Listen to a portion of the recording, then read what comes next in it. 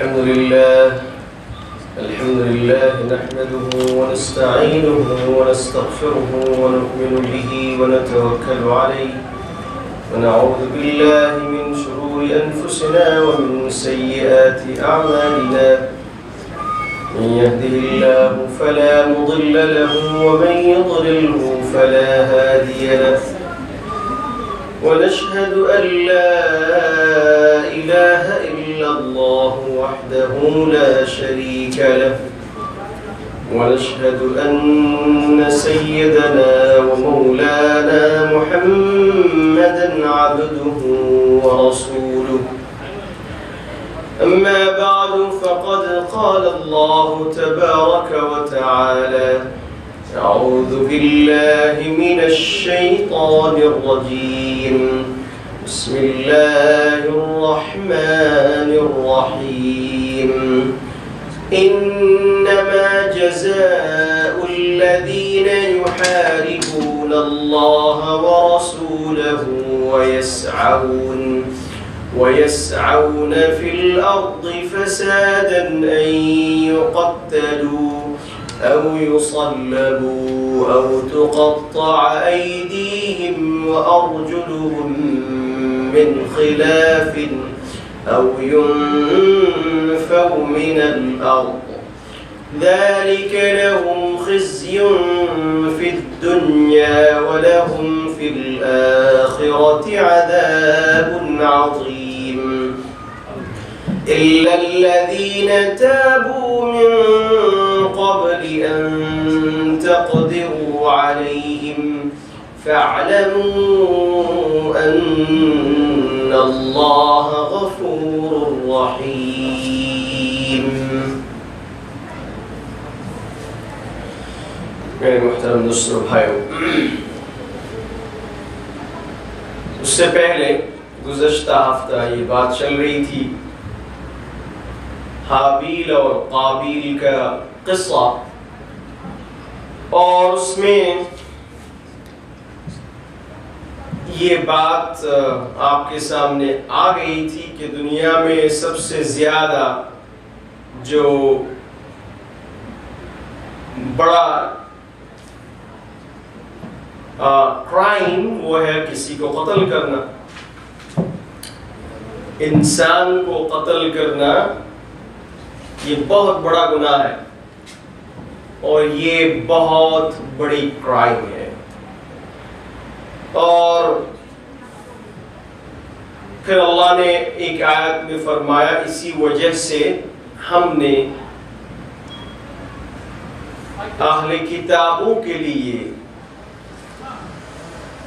یہ حکم دیا کہ اگر کوئی آدمی قتل کرے اس کا مطلب یہ ہو رہا ہے کہ اس نے پوری انسان کو قتل کر دیا. تو اب یہ بات شروع ہوئی ہے کہ آدم علیہ السلام کی اولاد کے بعد جو قتل ہوگا اس دنیا میں اس کی سزا کیا ہوگی. اور اللہ سبحانہ وتعالی اس آیت میں فرماتے ہیں یا ایہا انما جزاء الذین یحاربون اللہ ورسولہ، یہی ہے سزا ان لوگوں کے لیے جو لوگ اللہ اور اس کے رسول کے ساتھ لڑتے ہیں. وَيَسْعَوْنَ فِي الْأَرْضِ فَسَادًا، اور ملک کے اندر فساد مچاتے ہیں. أَن يُقَتَّلُوا، کہ ان کی سزا یہ ہے کہ أَن يُقَتَّلُوا، ان کو قتل کر دی جائیں گے.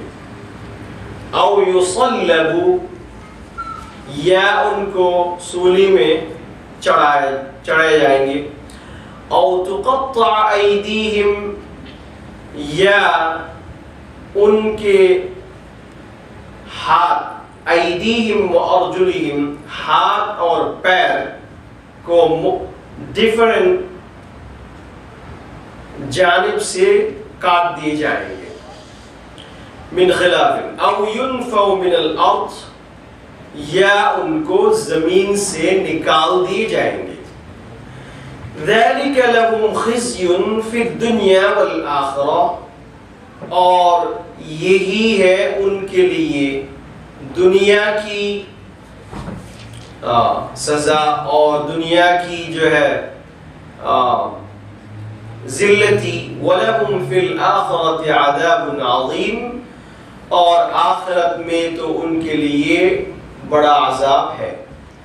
إِلَّا الَّذِينَ تَابُوا، مگر جو لوگ توبہ کیا، مِن قَبْلِ أَن تَقْدِرُوا عَلَيْهِمْ، ان کے اوپر قابو پانے سے پہلے، ان کو گرفتار کرنے سے پہلے اگر ان لوگوں نے توبہ کیا تو اللہ فرماتے ہیں فَاعْلَمُوا، تم جان لو ان اللہ غفور رحیم، اللہ سبحانہ و تعالی غفور ہے، اللہ سبحانہ و تعالی رحیم ہے۔ اس آیت کو سمجھنے کے لیے سب سے پہلی جو بات ہے وہ آپ سمجھ لیں کہ دنیا کے اندر جو قانون ہے، کسی بھی کرائم اس میں آخرت کی بات نہیں آتی، اور خدا کا جو قانون ہے اس کے اندر سب سے بڑی بات یہ ہے کہ آپ کسی انسان کو گناہوں سے بچا نہیں سکتے جب تک کسی کے دل کے اندر اللہ کا خوف اور ڈر نہ ہو۔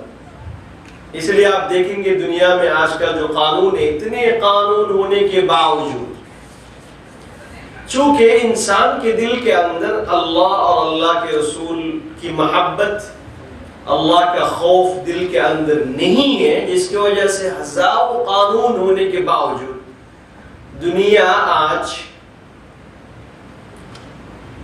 مجرموں سے اور دنیا کے اندر ہزاروں قسم کی کرائمز ہیں۔ لیکن اگر آپ 1400 سال پہلے کی بات دیکھیں گے، جب نبی اکرم صلی اللہ علیہ وسلم نے مدینہ منورہ میں اسلامک اسٹیٹ قائم کی تھی، اس وقت نبی اکرم صلی اللہ علیہ وسلم قانون تو نافذ کیے، قانون تو اللہ کی طرف سے آیا تھا، لیکن سب سے جو اہم بات جس کے اوپر نبی اکرم صلی اللہ علیہ وسلم محنت کی وہ یہ تھی کہ کسی بھی طریقہ سے انسان کا دل بدل جائے اور انسان کے دلوں کے اندر اللہ کا خوف پیدا ہو جائے۔ یہ سب سے زیادہ اہم چیز ہے۔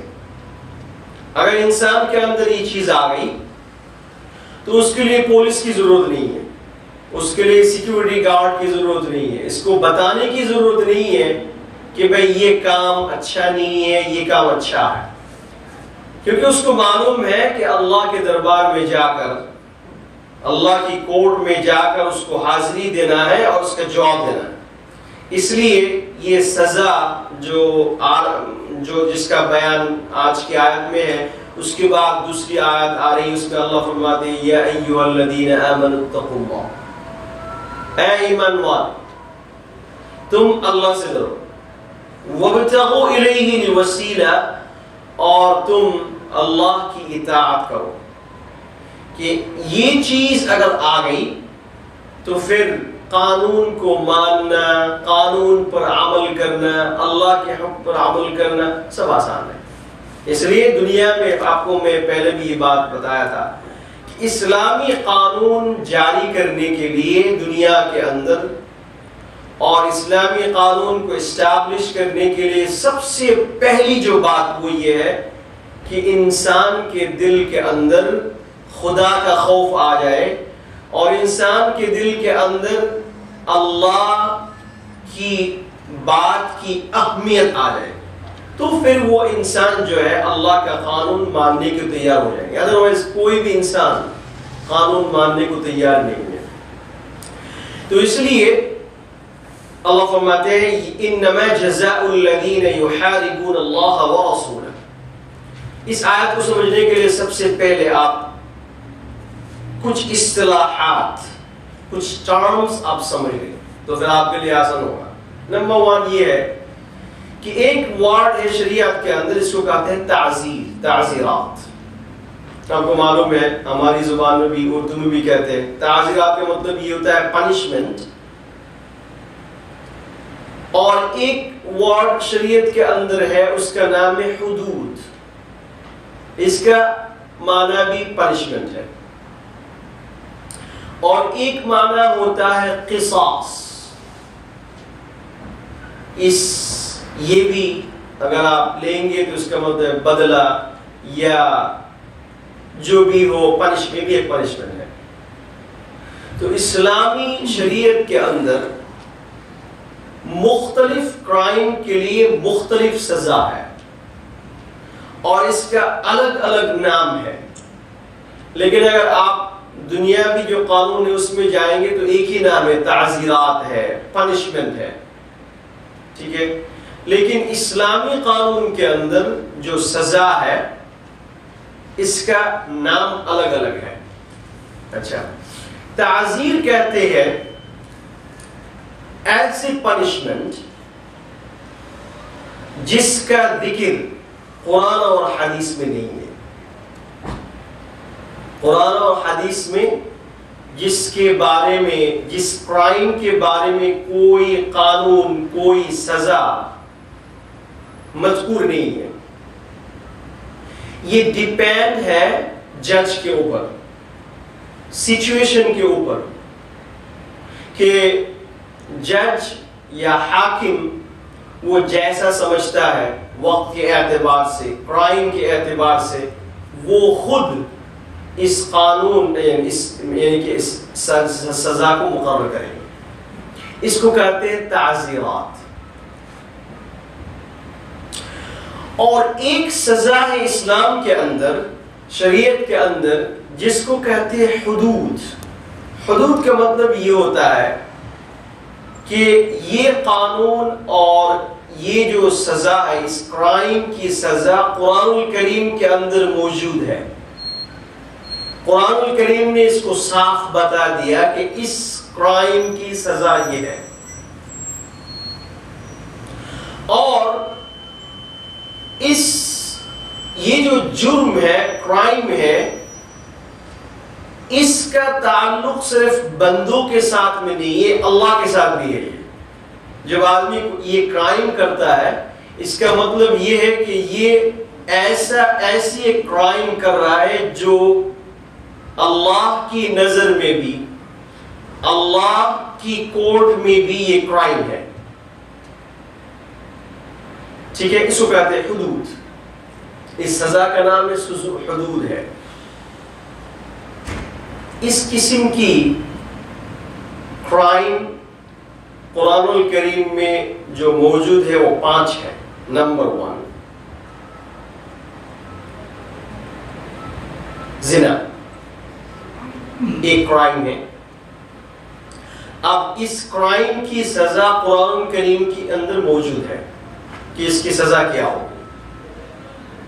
اور اسی طریقہ سے ایک کرائم ہے تہمت الزنا، یعنی کوئی آدمی کسی کے بارے میں یہ بات کہہ دی کہ نعوذ باللہ یہ آدمی نے زنا کی، حالانکہ اس نے زنا نہیں کی، تو اس کی سزا بھی قرآن الکریم کے اندر موجود ہے کہ اس کی سزا کیا ہوگی۔ اچھا، اور ایک سزا ہے چوری کرنا، اس کی سزا قرآن کریم کے اندر موجود ہے۔ ڈاکہ ڈالنا، اس کی سزا قرآن کریم کے اندر موجود ہے۔ اور اسی طریقہ سے ایک سزا ہے شرب الخمر، یعنی شراب پینا۔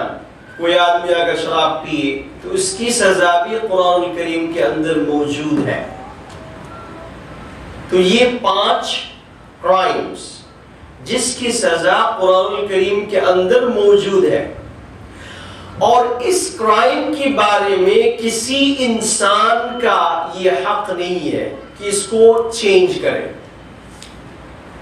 جو پنشمنٹ پہلے میں نے بتایا، تعزیرات جو جج کے ہاتھ میں ہے، اس کے اندر جج اگر چاہے تو پنشمنٹ کو کم کر دے، اگر وہ چاہے تو کسی بھی ٹائم وہ کیا کریں گے، پنشمنٹ کو بہت زیادہ بڑھا دیں گے، یا اس پنشمنٹ کو بالکل ختم ہی کر دیں گے، اس کو خلاص کر دیں گے آپ۔ یہ صرف جج کے ہاتھ میں ہے۔ لیکن جو حدود ہوتی ہے، مثال کے طور پر چوری کی سزا، اور اس کے بعد جو ہے زنا کی سزا، پھر اس کے بعد جو ہے تہمت زنا کی سزا، ڈاکہ ڈالنے کی سزا، شراب پینے کی سزا، اس میں کسی جج کے ہاتھ میں کچھ نہیں ہے۔ اور کوئی جج اگر چاہے کہ میں معاف کر دوں، یہ ان کے لیے حرام نہیں کر سکتا۔ اگر کوئی جج چاہے کہ میں چلو ٹھیک ہے اس کی سزا کو میں تھوڑا سا کم کر دوں، نہیں کر سکتا۔ اس کے اندر کسی انسان کے لیے ہاتھ ڈالنے کی اجازت نہیں ہے۔ جو سزا اللہ کی طرف سے مقرر ہے، جو پنشمنٹ اللہ کی طرف سے ہے، اس میں کسی قسم کی تبدیلی، اس میں کسی قسم کی چینجز لانے کی کسی کو کوئی ہمت نہیں ہے۔ صرف اللہ اس کو چینج کر سکتے ہیں، چونکہ نبی اکرم صلی اللہ علیہ وسلم آخری نبی ہے اور اس کے بعد کوئی نبی آنے والا نہیں ہے، تو اس لیے اس قانون کے اندر کسی قسم کی چینجز لانے کی اجازت کسی کو نہیں ہے۔ اس کو کہتے ہیں حدود۔ صرف اتنا ہی نہیں ہے، بلکہ چاہے وہ کتنا بڑا آدمی ہو۔ آج کل ہوتے ہیں نا کہ چلو ٹھیک ہے اس آدمی نے جو ہے ایک بڑا مشہور انسان ہے، اس نے چوری کر دی، لیکن کیا کیا جائے؟ اللہ نے کہا دیا والسارق والسارقۃ فاقطعوا ایدیہما، کہ اگر کوئی چوری کرے تو اس کا ہاتھ کاٹ دو، چاہے وہ کتنا بڑا انسان ہو، چاہے وہ کتنا بڑا مشہور ہو، لیکن اس میں کسی جج کے لیے، کسی حاکم کے لیے یہ اجازت نہیں ہے کہ اس کے اندر کسی قسم کی تبدیلی لائے۔ اس لیے نبی اکرم صلی اللہ علیہ وسلم کے زمانے میں ایک آدمی نے چوری کی، اور نبی اکرم صلی اللہ علیہ وسلم کے پاس جب یہ مقدمہ آیا، یہ کیس آئی، تو بڑا مشہور انسان ہے مدینہ منورہ میں، سب ان کو جانتے ہیں۔ تو نبی اکرم صلی اللہ علیہ وسلم کے پاس آئے اور کہنے لگے وہاں کمیونٹی کے لوگ کہ یا رسول اللہ، یہ آدمی مشہور ہے، یہ آدمی ایسا ہے ویسا ہے، تو کم از کم آپ جو ہے ان کے بارے میں تھوڑا سا خیال رکھیں۔ نبی اکرم صلی اللہ علیہ وسلم نے حدیث میں ارشاد فرمایا کہ میری بیٹی فاطمہ الزہرا رضی اللہ تعالی عنہا بھی اگر اس قسم کی کرائم کرے تو اس میں بھی میں کسی قسم کی تبدیلی نہیں لا سکتا۔ وجہ کیا ہے کہ حدود ہے، یہ کہ اللہ کی طرف سے پنشمنٹ بالکل مقرر ہے، اس کو کوئی چینج نہیں کر سکیں گے۔ اس طریقے سے زنا، آپ کو معلوم ہے اس کی سزا کیا ہے، وہ سامنے آئے گی، ٹھیک ہے۔ تو اس میں ایک بات آئے گی، اگر ایک آدمی نے چوری کرنے کے بعد گرفتار ہونے سے پہلے توبہ کر لیا،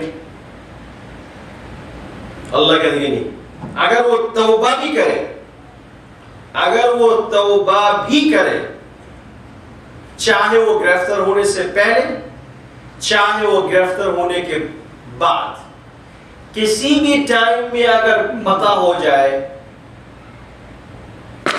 اتھارٹیز کو کہ یہ آدمی نے چوری کی اور یہ بات ثابت ہو گئی، تو آپ توبہ کرنے سے بھی یہ پنشمنٹ سٹاپ نہیں کر سکیں گے آپ۔ اور یہ کہ توبہ تو اس نے کر لی ہے، توبہ کرنے کی وجہ سے اللہ کی کورٹ میں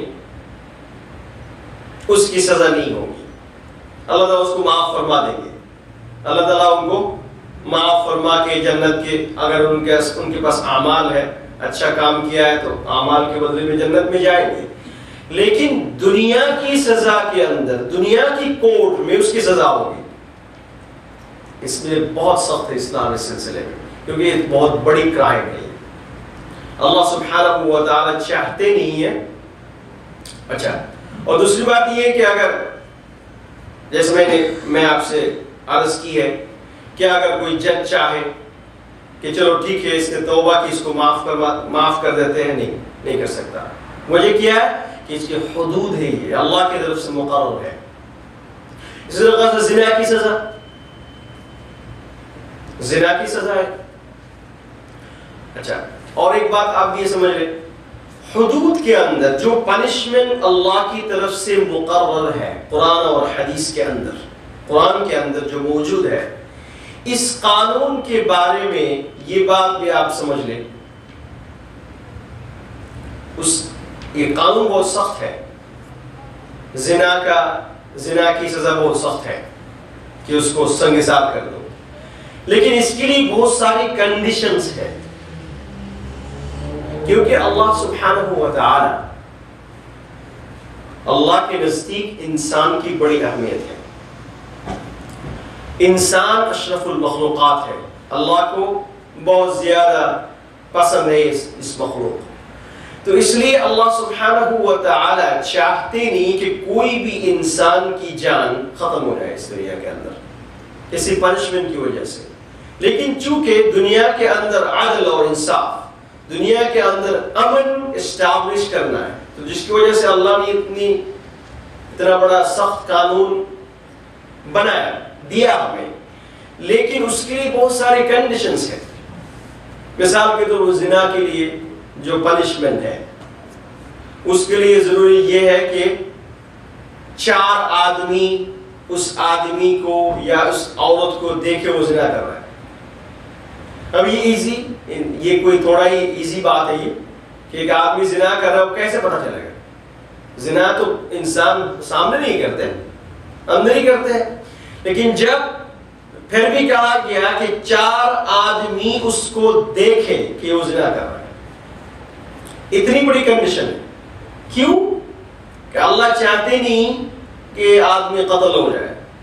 لیکن اگر کسی بھی طریقہ سے یہ بات معلوم ہو جائے کہ 4 آدمی نے دیکھ لیا کہ اس آدمی یا یہ عورت زنا کر رہا ہے، تو اب کسی قسم کی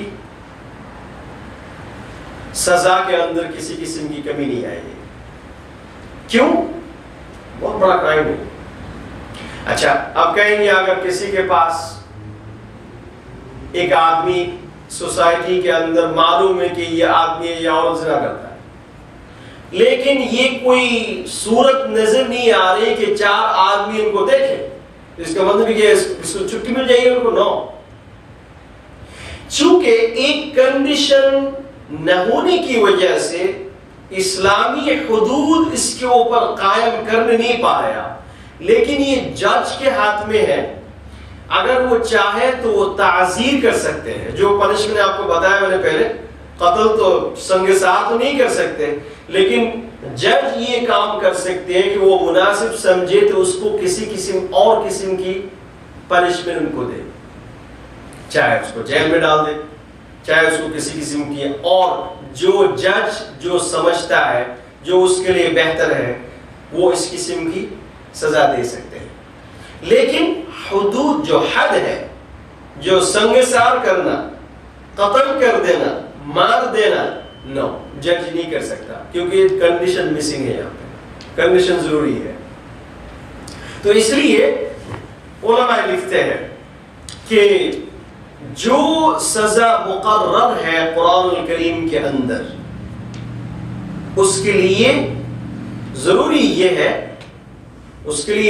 یہ ہے کہ کنڈیشن پورا ملے. کنڈیشن اگر نہیں ہے تو پھر اس کو آپ اسٹیبلش نہیں کر سکیں گے.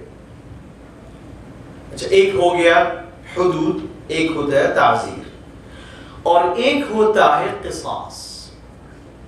اس کا تعلق بندوں کے ساتھ میں ہے. ایک آدمی نے کسی آدمی کو قتل کر دیا،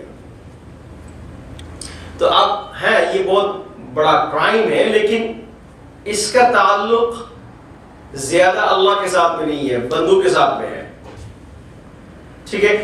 اس لیے اگر کوئی آدمی کسی آدمی کو قتل کر دیا تو اب اس حدود کے اندر اور قصاص کے اندر ڈیفرنٹ ہے. کیا ڈیفرنٹ ہے؟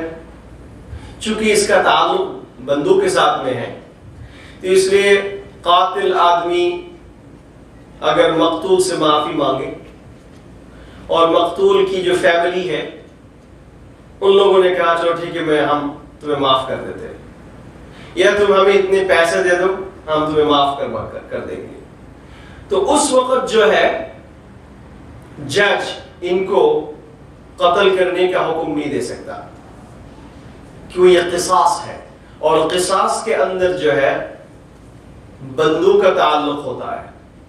تو بندہ اگر معاف کر دیا تو اس وقت جج اس کے خلاف حکم نہیں دے سکیں گے. تو یہ ہماری اسلامی شریعت کے اندر جو سزا ہے اس میں یہ فرق ہے، ایک ہے قصاص، ایک ہوتا ہے حدود، ایک ہوتا ہے تعزیرات. حدود کے اندر کسی کا کوئی ہاتھ نہیں ہے، یہ صرف اللہ سبحانہ و تعالیٰ کے ہاتھ اس کے اندر ہے. قصاص کے اندر اگر معاف کر دیا تو معاف ہو جائیں گے، اور تعزیرات کے اندر یہ جج کے ہاتھ میں ہے، چاہے وہ جس طریقہ سے سوسائٹی کے لیے مناسب سمجھے، ملک کے لیے جو مناسب سمجھے، اس حساب سے وہ قانون جاری کریں گے. تو اللہ تعالیٰ یہاں پہ فرماتے ہیں انما جزاء الذین یحاربون اللہ ورسولہ ویسعون فی الارض فسادا، یہی ہے سزا ان لوگوں کے لیے جو لوگ اللہ اور اس کے رسول کے ساتھ لڑتے ہیں. حارب یحارب محاربتاً کا مطلب ہوتا ہے امن چھین لینا کسی سے. ملک کے اندر امن ہے لیکن آدمی ایسا کچھ کام کرنا شروع کر دیا جس کی وجہ سے پوری سوسائٹی میں، پورا ملک کے اندر امن ختم ہو گیا. اب اس کے اندر یہ بھی شامل ہو سکتا ہے کہ چوری ہے، پھر اس کے بعد ڈکیتی ہے، پھر اس کے اندر جو ہے یعنی لوگوں کو اٹھا کے لے کے چلا جانا، یہ ساری چیزیں اس کے اندر ہے. تو جو بھی فساد ہو سکتا ہے جس کے اندر جو ہے امن ختم ہو جائے تو اس کو کہتے ہیں حارب محاربتاً یحاربون اللہ ورسولہ. اللہ نے کیوں فرمایا کہ یہ تو انسان کے ساتھ ہوتا ہے نا، انسان کے ساتھ ہوتا ہے کہ امن ختم ہو گئے، اللہ کے ساتھ معاملہ تو کچھ نہیں ہوا. لیکن اللہ نے فرمایا کہ جو لوگ اللہ اور اس کے رسول کے ساتھ لڑتے ہیں، تو اس کا مطلب یہ ہے، آپ کو مجھے معلوم ہے کہ آپ لوگوں کو یہ بات اتنا پسند نہیں ہے، قانونی بات میں نے پہلے بتایا کہ یہ انشاءاللہ سامنے اس قسم کی باتیں آئیں گی کہ خدا کا قانون کیا ہے ہم لوگوں کے لیے. مجھے معلوم ہے کہ فضائل اور دوسری باتیں سننا مزہ آتا ہے، لیکن جو کہ آیات اس کے اندر ہے اس لیے اس کی بھی تفصیلی بات ضروری ہے. تو اللہ فرماتے ہیں انما جزاء الذین یحاربون اللہ ورسولہ، یہی ہے سزا ان لوگوں کے لیے جو اللہ اور اس کے رسول کے ساتھ لڑتے ہیں. وَيَسْعَوْنَ فِي الْأَرْضِ فَسَادًا، اور اسی طریقہ سے یہ زمین کے اندر، ملک کے اندر فساد مچاتے ہیں. کیا سزا ہے؟ أَن يُقَتَّلُوا، کہ ان کو قتل کر دیے جائیں گے. اچھا، اب یہ ہے اس کے اندر سے یہ معلوم، اس آیت سے معلوم ہو رہا ہے کہ چونکہ یہ لوگ فساد مچا رہے ہیں تو یہ کون لوگ ہیں؟ یہ کون لوگ ہیں جو لوگ فساد مچاتے ہیں اور ان کے لیے سزا یہ کہ ان کو قتل کر دی جائیں گی؟ تو علماء لکھتے ہیں کہ یہ نارمل آدمی کی سزا نہیں ہے. سزا یہ ہے کہ کوئی آدمی جس کے پاس ویپن ہے اور یہ آدمی جو ہے ویپن کے ذریعہ لوگوں سے مال چھین کے لے کے چلے جاتے ہیں جیسے ڈاکو ہوتے ہیں، یا کوئی جماعت کوئی گروپ جن کا کام صرف یہ ہے کہ لوگوں سے پیسہ چھین لینا، قتل و قتال کرنا، پھر اس کے بعد جو ہے کیا کہتے ہیں اس کو اغوا کر دینا، لوگوں کو اٹھا کے لے کے چلا جانا. اس قسم کے جو گروپ کرائم جس کو کہتے ہیں گروپ کرائم، اس کے بارے میں اللہ فرماتے ہیں یہاں پہ کہ کوئی اگر مل کے اس طریقہ سے کرے، آج کل تو پوری دنیا میں گروپ کرائم سے، تو اللہ فرماتے ہیں کہ اچھا اب اللہ فرماتے ہیں کہ ایک گروپ جو ہے ان کا کام صرف یہی ہے کہ اس قسم کی کرائم کرتے ہیں. اب اللہ فرماتے ہیں اگر کوئی آدمی پکڑے گئے اس گروپ میں سے تو صرف ان کی سزا نہیں ہوگی کہ اس کو قتل کر دیا جائے گا، بلکہ اس پورے گروپ کو قتل کر دیے جائیں گے، کیونکہ یہ اس گروپ کے اندر شامل ہے. تو اللہ فرماتے ہیں ان یقتلوا، یہ باب تفعیل سے آیا ہے ورڈ. قتلوا کا مطلب یہ ہوتا ہے کہ شدت کے ساتھ اللہ فرماتے ہیں کہ یہ پورے گروپ کو قتل کر دیے جائیں گے، چاہے دوسرے لوگ اس قتل کے اندر شامل ہو اور نہ ہو، چاہے وہ دوسرے لوگ جو ہے اس یعنی رابری کے اندر شامل ہو اور نہ ہو. لیکن چونکہ اس گروپ کا آدمی ہے اور اس گروپ کے اندر بہت سارے لوگ ہیں تو اس سارے کے سارے قتل کر دیے جائیں گے. اچھا ایک صورت تو یہ ان کو قتل کر دیے جائیں گے. او یصلبوا، جج کے اوپر ہے، اس کو چاہے قتل کر دیے جائیں گے یا تو ان کو سولی میں چڑھائے جائیں گے. او تقطع ایدیہم وارجلہم، یا تو ان کے پیر اور ہاتھ کو کاٹ دیے جائیں گے. یہ بھی جج کے اوپر ہے. یہ 3-4 آپشن سے اللہ کی طرف سے. اب یہ جج یہ فیصلہ کریں گے کہ ان لوگوں کے لیے کس قسم کی سزا مناسب ہے. یا تو ان کو قتل کر دیے جائیں گے، یا تو ان کو سولی میں چڑھائے جائیں گے، یا تو ان کے ہاتھ اور پیر کاٹ دیے جائیں گے. او ينفوا من الارض، یا تو ان کو اس جگہ سے نکال دیے جائیں گے. اچھا اب اس کا مطلب کیا ہے؟ بعض علماء لکھتے ہیں کہ اس کو اس کنٹری سے نکال دو، بعض یہ کہتے ہیں کہ نہیں، جس ایریا میں اس نے یہ قتل کیا ہے یا روبری کیا ہے اس ایریا سے، اس شہر سے اس کو نکالو. لیکن عمر رضی اللہ تعالیٰ عنہ کا فیصلہ یہ تھا کہ اگر اس شہر سے اس کو نکال کے دوسرے شہر میں لے کے جائیں گے، اس سے کیا ہوگا؟ وہ تو وہاں بھی جا کے ایسا کرے گا. تو اس لیے عمر رضی اللہ تعالیٰ عنہ کا فیصلہ یہ تھا کہ اس کو یہاں سے نکالنے کا مطلب یہ ہوتا ہے کہ اس کو قید کر دو، اس کو پوری زندگی کے لیے جیل میں ڈالو. تو کیا ہو جائے گا؟ اس کی دنیا اور ہماری دنیا الگ ہے. اس کو اس شہر سے نکال کر کسی ایسی جگہ پہ آپ لے کے چلے گئے جو اس شہر کے ساتھ شامل نہیں ہے. تو اس کا مطلب یہ کہ اس کو یہاں سے نکالو اور اس کو جیل میں ڈالو. او ينفوا من الارض کا مطلب یہ ہے. اس لیے علی رضی اللہ تعالیٰ عنہ کا بھی فیصلہ یہی تھا، عمر فاروق رضی اللہ تعالیٰ عنہ کا فیصلہ بھی یہی تھا کہ ان کو نکال کر جیل میں ڈالو، اور صرف ایک دن کے لیے پوری زندگی کے لیے ان کو قید کر دو، تاکہ یہ مسئلہ پوری زندگی کے لیے ختم ہو جائے.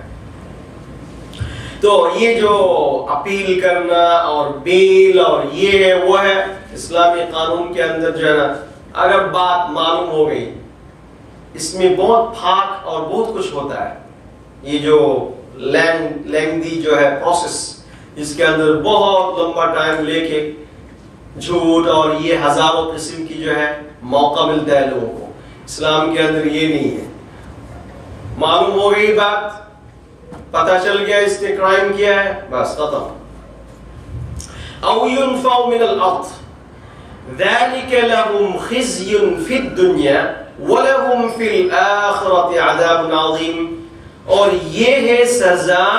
خزي کا مطلب ہوتا ہے ذلتی. تو دنیا کے اندر تو ان کے لیے ذلتی یہ ہے، اگر ایک آدمی کا ہاتھ کاٹا ہوا ہے اور پیر کاٹا ہوا ہے، یہ آدمی ساری زندگی سوسائٹی کے اندر ذلت ان کے لیے ذلیل ہو کے رہے گا. لوگ بنائیں گے بھئی یہ آدمی نے جو ہے اس نے ایسا کیا تھا.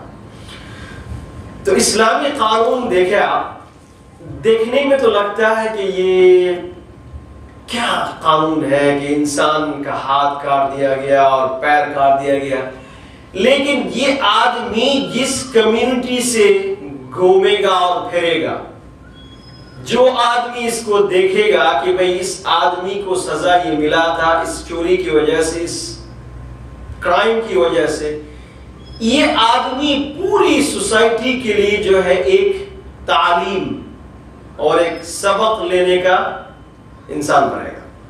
یہ زندہ سبق ہے. یہ کوئی آدمی اس کو دیکھے گا، اوہ سبحان اللہ بحمدہ، اتنی بڑی سزا ہے زندگی. اس لیے اللہ نے فرمایا قرآن شریف کے اندر وَلَكُمْ فِي الْقِصَاصِ حَيَاتٌ. اگر ایک آدمی کو تم نے سزا دینے کے لیے، پنشمنٹ دینے کے لیے قتل کر دیا، تو اس کا مطلب یہ نہیں تم نے قتل کر دیا، اس کی وجہ سے ہزاروں انسانوں کی زندگی بچے گی. ایک آدمی چلا گیا لیکن ایک آدمی کی وجہ سے ہزاروں لاکھوں انسان جو ہے بچ جائیں گے. تو اللہ فرماتے ہیں وَلَهُمْ فِي ذَلِكَ لَهُمْ خِزْيٌ فِي الدُّنْيَا، دنیا کے اندر ذلتی ان کے لیے یہ ہے، اور وَلَهُمْ فِي الْآخِرَةِ عَذَابٌ عَظِيمٌ، اور آخرت کے اندر ان کے لیے بڑا عذاب ہے ان کے لیے. اچھا آپ یہ کہیں گے کہ اس آدمی کو تو سزا مل گئی، لیکن یہ ہے کہ یہ دنیا کے قانون ہے. اللہ کی کورٹ میں مغفرت ملنے کے لیے، اللہ کی کورٹ میں نجات ملنے کے لیے سچی توبہ ضروری ہے، بہت ہی سنسیئر توبہ ضروری ہے. اگر توبہ نہیں ہے تو اللہ تعالیٰ فرماتے ہیں کہ اس کے لیے عذاب ہے آخرت کے اندر. وَلَهُمْ فِي الْآخِرَةِ عَذَابٌ عَظِيمٌ. اللہ فرماتے ہیں کہ اس دنیا کی جو سزا ہے کہ ہاتھ کاٹ دیا گیا ہے، اس کو قتل کر دیا گیا ہے، یہ تو کچھ بھی نہیں ہے. لیکن آخرت کی جو سزا ہے وہ دیکھیں، وہ ہر بات کے اندر آخرت کی فکر، ہر چیز کے اندر، ہر نصیحت کے اندر آخرت کی نصیحت. آدمی قتل ہو گیا، اس آدمی کی سزا ہو گئی ہے، پنشمنٹ مل گئی ہے، آخرت کی کیا بات ہے؟ اللہ فرماتا ہے دیکھو، اگر تمہارے ذہن میں اگر اتنی بات ہے کہ یہ دنیا کی سزا اتنی سخت سزا ہے تو یہ غلط ہے. آخرت کی سزا اور بھی بہت بڑی ہے جو تم سوچ بھی نہیں سکتا. جسے اللہ فرماتے ہیں وَذَلِكَ لَهُمْ خِزْيٌ فِي الدُّنْيَا وَلَهُمْ فِي الْآخِرَةِ عَذَابٌ إِلَّا الَّذِينَ تَابُوا مِن قَبْلِ أَن تَقْدِرُوا عَلَيْهِمْ. ایک بات یاد رکھنا، حدود کے اندر جو میں نے آپ کو بتایا تھا، چوری کی سزا، پھر اس کے بعد جو ہے زنا کی سزا، پھر اس کے بعد جو ہے تہمت زنا کی سزا، پھر اس کے بعد جو ہے شراب کی جو سزا ہے، شراب پینے کی جو سزا ہے، ان چاروں کے اندر اگر آدمی توبہ بھی کرے، پھر بھی پنشمنٹ اس دنیا کے اندر اس کو ملے گی. صرف ایک کے اندر ڈاکہ ڈالنا. ایک آدمی جو ہے رابر ہے، چوری نہیں، چوری کے اندر بھی اگر اس نے توبہ کر لی، اس کے باوجود اس کو سزا ملے گی. صرف ایک آدمی جو ڈاکہ ڈالتا ہے. عجیب و غریب ہے اللہ کا قانون. اللہ فرماتے ہیں کہ اگر کوئی آدمی ڈکیتی، اس میں بینک اور جو بھی ہو ویپن لے کے جا کے اس نے جو ہے مال چھین کے لے کے آ گیا، یا گروپ ہے، گروپ کرائم جو لوگ کرتے ہیں، اللہ فرماتے ہیں یہ لوگ اگر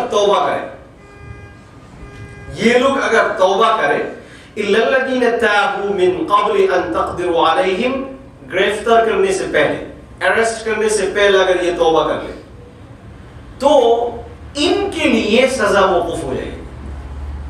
جو سزا ان کے لیے پہلے تھا کہ ان کو قتل کر دیے جائیں گے، ان کے ہاتھ اور پیر کو کاٹ دیے جائیں گے، یا ان کو جو ہے نکال دیے جائیں گے، یا ان کو سولی میں چڑھائے جائیں گے، یہ جو قانون ہے یہ قانون چور کے لیے برقرار ہے ہمیشہ، چاہے وہ توبہ کرے اور نہ کرے. زانی کے لیے ہمیشہ یہ توبہ ہے، ٹھیک ہے، زنا خور، شراب پینے والا آدمی کے لیے ہمیشہ یہ ہے، ٹھیک ہے.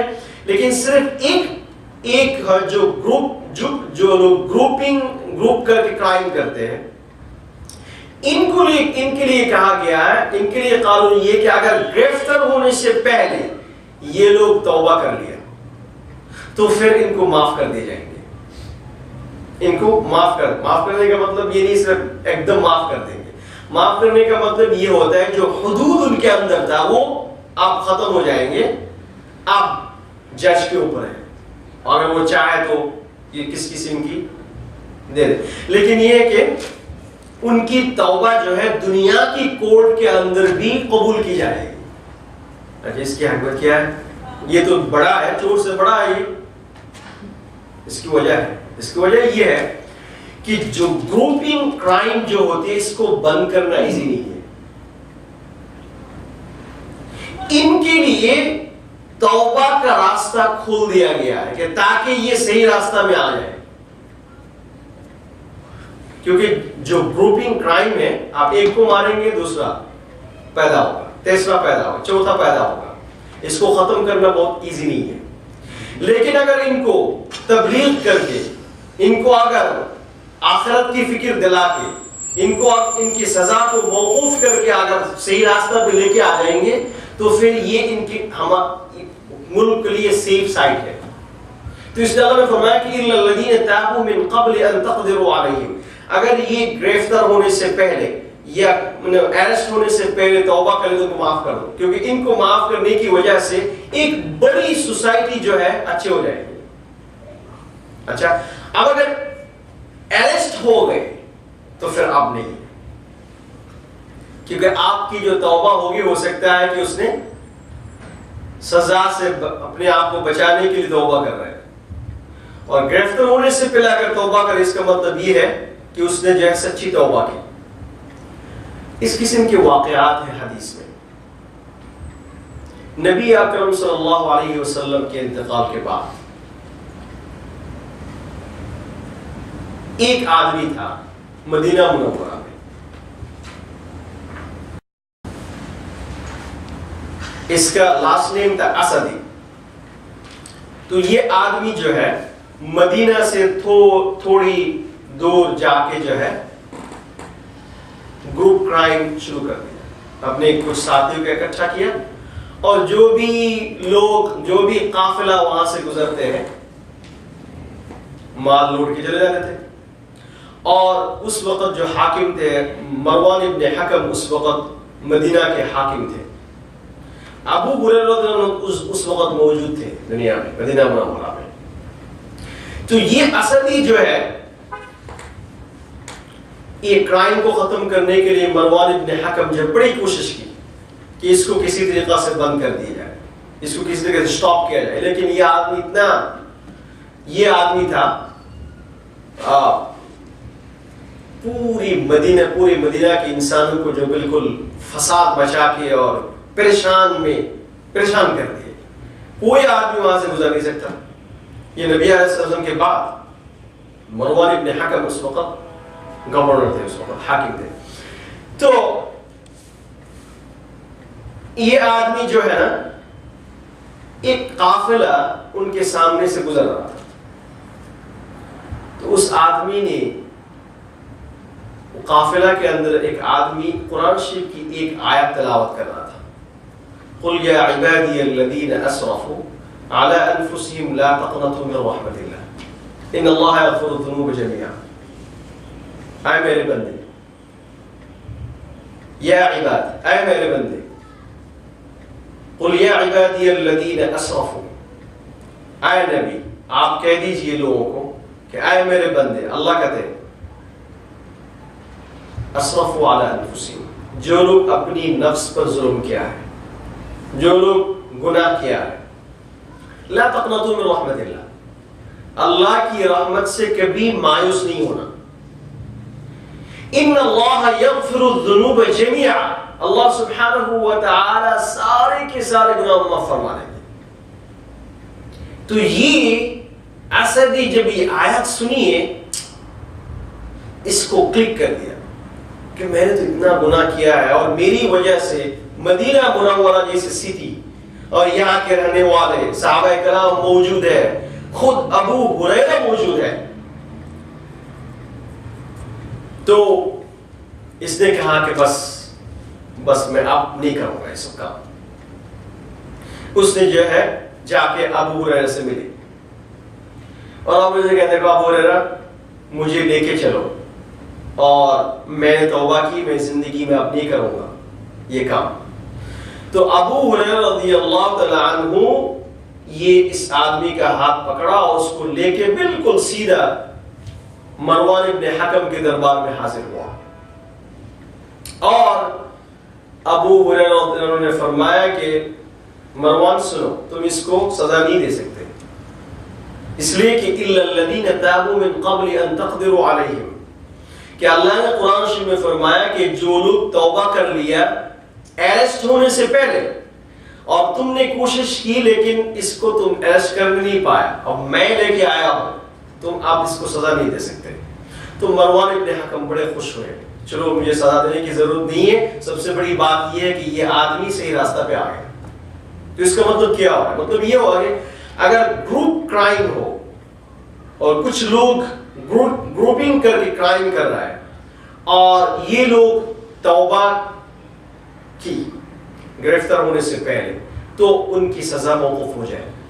اگرچہ یہ حدود کے اندر شامل تھا لیکن اس کے باوجود چونکہ پوری سوسائٹی کو بچانا ہے اور کرائم کو بند کرنا ہے، تو جس کی وجہ سے ایک راستہ ان کو کھول دی جائے گی کہ یہ توبہ کر لے. تو اس لیے اللہ فرماتے ہیں الا الذین تابوا من قبل ان تقدروا علیہم. اس طریقے سے علی رضی اللہ عنہ کو زمانے میں ایسا ایک واقعہ پیش آیا. انہوں نے ایسی ایک آدمی جو ہے نا، میں نے آپ کو بتایا تھا کہ جس کے پاس ویپن ہے اور اس قسم کی فساد مچا رہے، ڈاکو ہے، تو اس کے لیے سزا اللہ تعالیٰ موقوف کر دیتے ہیں تاکہ یہ صحیح راستہ پہ آ جائے. اور چور جو ہے نا یہ تو چھوٹا موٹا ہوتا ہے اور ان کو آپ چانس دیں گے یہ اور بھی بڑھتا رہے گا. تو اس لیے اللہ سبحانہ و تعالیٰ فرماتے ہیں کہ ان تقدروا علیہم فاعلموا ان اللہ غفور رحیم. اللہ فرماتے ہیں کہ جان لو ان اللہ غفور رحیم، اللہ غفور ہے. جبکہ انہوں نے توبہ کی ہے تو توبہ کو قبول کر لو اور ان کی سزا موقوف کر دو. اور اللہ سبحانہ و تعالیٰ رحیم ہے، اللہ تعالیٰ رحیم ہے، اللہ تعالیٰ بہت مہربان ہے. اللہ تعالیٰ ہم سب کو قبول فرما. یہ ہم رکوع میں آ گئے، ہم چاہتے ہیں کہ سامنے جانے کے لیے انشاءاللہ پھر رمضان کے بعد یہاں شروع کریں گے. اللہ تعالیٰ ہم سب کو قبول فرما.